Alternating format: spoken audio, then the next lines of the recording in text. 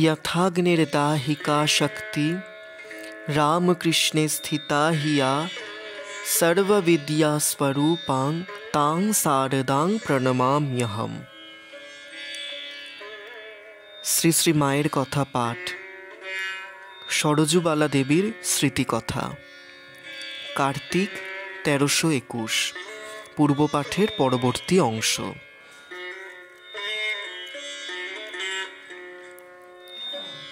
কিছুক্ষণ পরে নিচে একজন ভিক্ষুক এসে ভিক্ষা দাও বলে চিৎকার করছিল।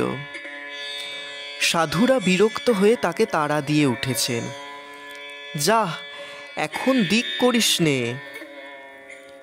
মা তাই শুনতে পেয়ে বললেন, দেখেছ, দিলে ভিখারিকে তাড়িয়ে। ওই যে নিজেদের কাজ ছেড়ে একটু উঠে এসে ভিক্ষা দিতে হবে, এইটুকুও আর পারলে না। আলস্য হলো। ভিখারিকে এক মুঠো ভিক্ষা দিতে পারলে না। যার যা প্রাপ্য তা হতে তাকে বঞ্চিত করা কি উচিত? এই যে তরকারির খোসাটা, এও গরুর প্রাপ্য, ওটিও গরুর মুখের কাছে ধরতে হয়। বেলা প্রায় শেষ হয়ে এলো। আমার রওনা হওয়ার সময় হয়ে এসেছে।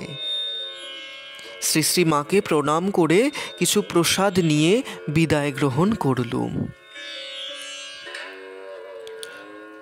আজ সন্ধ্যায় গেছি।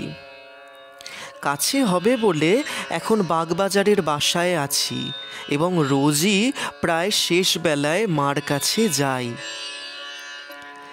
নিরিবিলি দেখে আজ তাকে একটি স্বপ্ন বৃত্তান্ত বললুম। মা, একদিন স্বপ্নে দেখি আপনি তখন জয়রামবাটিতে, আমি যেন সেখানে গিয়েছি।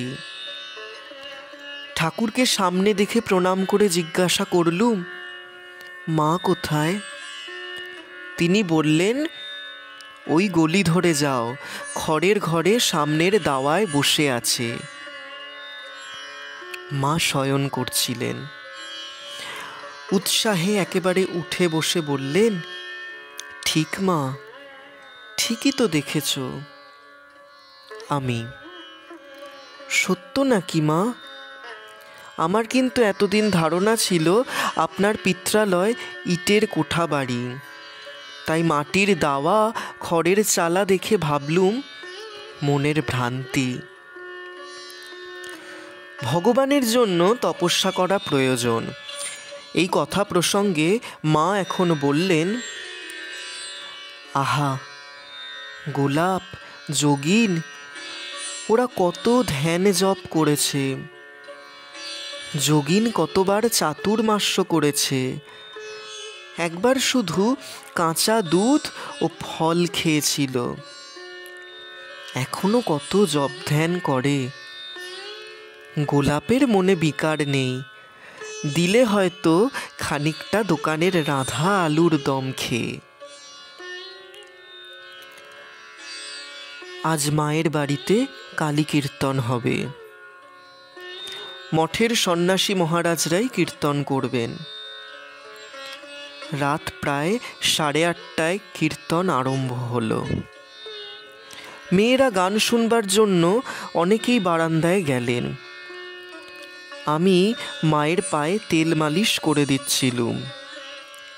ওখান হতেও বেশ শোনা যাচ্ছিল। এইসব গান আরও কতবার শুনেছি, কিন্তু ভক্তদের মুখে গানের শক্তি যেন আলাদা। কতই ভাবপূর্ণ বোধ হলো, চোখে জল আসতে লাগলো। শ্রী শ্রী ঠাকুর যেসব গান করতেন, মাঝে মাঝে যখনই সেই গান দু একটি হচ্ছে, মা সোৎসাহে বলতে লাগলেন, এই গো, এইটি ঠাকুর গাইতেন। তারপর যখন মজলো আমার মন ভ্রমরা শ্যামা পদ নীল কমলে এই গানটি আরম্ভ হলো, তখন মা আর শয়ন করে থাকতে পারলেন না। চোখে 2-1 ফোঁটা অশ্রু। উঠে বললেন, চলো মা, বারান্দায় গিয়ে শুনি। কীর্তন শেষ হলে মাকে প্রণাম করে বাসায় ফিরলুম। ওম শান্তি শান্তি শান্তি।